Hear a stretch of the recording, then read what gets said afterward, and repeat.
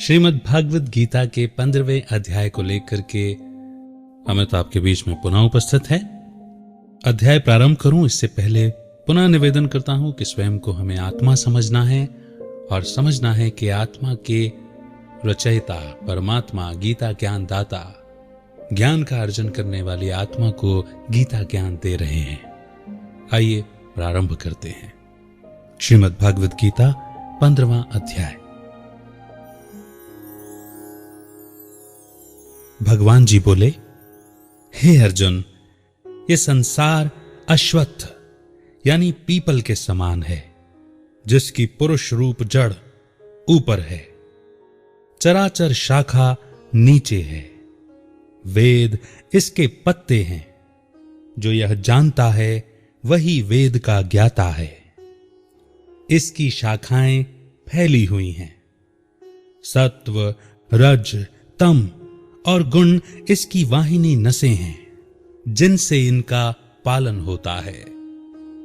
शब्द रूप इसकी डालियां हैं एवं पीछे कर्म रूप में प्रकट होने वाली इसकी जड़ें नीचे और भी नीचे तक चली गई हैं। पर अश्वत्थ यानी पीपल का यह रूप, इसका आदि, मध्य, अंत और आकार संसारी प्राणी के ध्यान में नहीं आता, तथापि इसकी जड़ गहरी है।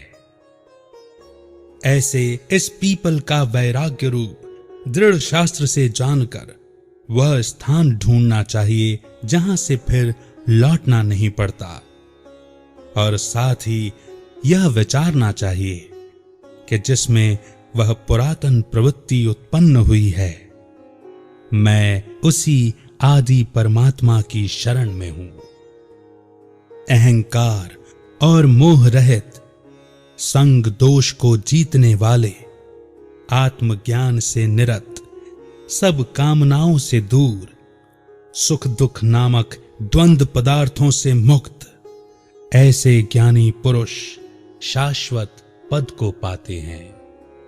जिसे सूर्य, चंद्र या अग्नि प्रकाशित नहीं करते, अंतरिक्ष से भी परे वहां मेरा परम धाम है, जहां जाकर लौटना नहीं होता। मेरा सनातन अंश इस जीवलोक में जीव का रूप धरकर प्रकृति में स्थिर पांचों इंद्रियों और छठे मन को आकर्षित करता है। मेरी सनातन रचना आत्मा इस जीवलोक में प्रकृति में स्थिर होने के बाद भी मेरी ओर आकर्षित होती है। जैसे वायु पुष्पादिकों की गंध को दूसरे स्थान में ले जाती है, उसी प्रकार यह आत्मा शरीर धारण करने के बाद जब उसका परित्याग करता है, तब इंद्रियों और मन को सूक्ष्म रूप में साथ ले जाता है। कान, आंख, चर्म, जीभ, नाक और मन का आश्रय लेकर वह विषयों का भोग करता है। तब इंद्रियों के द्वारा भोगे गए अनुभव को मन, बुद्धि और संस्कार रूप में साथ ले जाता है। पुनः शरीर को धारण कर कान, आंख, चर्म, जीभ, नाक व अन्य इंद्रियों का आश्रय लेकर वह आत्मा विषयों का भोग करता है।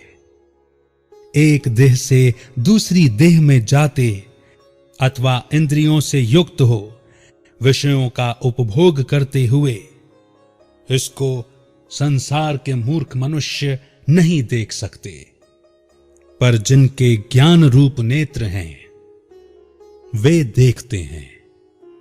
यत्न करने से योगी जन इसे देखते हैं, परंतु अज्ञानी यत्न करके भी इसे नहीं देख पाते। जो तेज सूर्य और चंद्र में वर्तमान है और जगत को प्रकाशित करता है, उसे मेरा ही तेज जानो।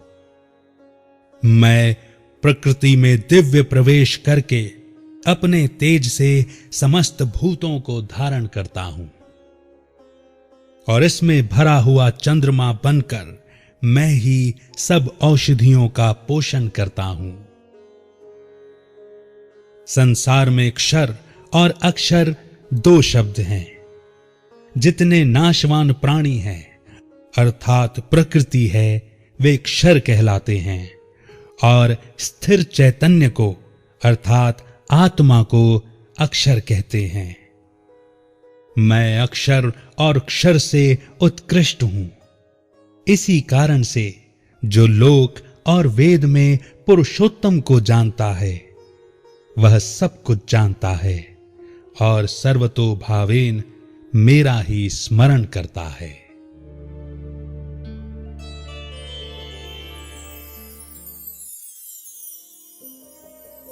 आशा है 15वें अध्याय में मिले इस ज्ञान को भी हम बार बार स्मरण करना चाहेंगे, इसलिए बार बार इस 15वें अध्याय का भी श्रवण करेंगे। श्रीमद् भागवत गीता के 16वें अध्याय को लेकर मैं शीघ्र ही आपके बीच उपस्थित होऊंगा। तब तक के लिए आज्ञा दीजिए। रखिए अपना बेहतर ख्याल। अमित का बहुत बहुत नमस्कार।